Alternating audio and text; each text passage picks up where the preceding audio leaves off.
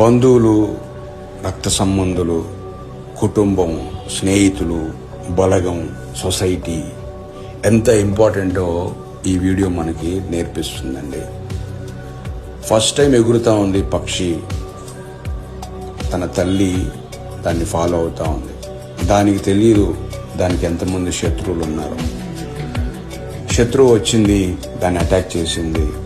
Attack చేయగానే దాని తల్లి ఊరుకోలేదు, దాన్ని ఫాలో అయింది. ఇది చూసిన దానికి సంబంధించిన బలగం అంతా లేచింది. చూడండి, అందరూ ఫ్రెండ్స్, బంధువులు అందరు లేచి దాన్ని అటాక్ చేస్తూ ఉన్నాయి. దానికి వేరే ఆప్షన్ లేక దాన్ని వదిలేసి వెళ్ళిపోయింది. చూడండి, ఒంటరిగా ఉంటే ఎంత ప్రాబ్లం అయ్యేదో. అందుకే బంధువులు, స్నేహితులు, రక్త సంబంధులు, బలగం అనేది చాలా ఇంపార్టెంట్. అయితే బాధాకరమైన విషయం ఏంటంటే ఈ రోజుల్లో ఒకరంటే ఒకరికి పడకుండా పోయింది. నేను గొప్ప అంటే నేను గొప్ప అనుకొని విడిపోయే స్థితికి వచ్చేసింది. ఎవరు ఎవరి మాట వినే స్థితిలో లేరు. ఎవరి స్వార్థం వాళ్ళది అయిపోయింది. ఎవరి బెనిఫిట్స్ వాళ్ళు చూసుకుంటా ఉన్నారు.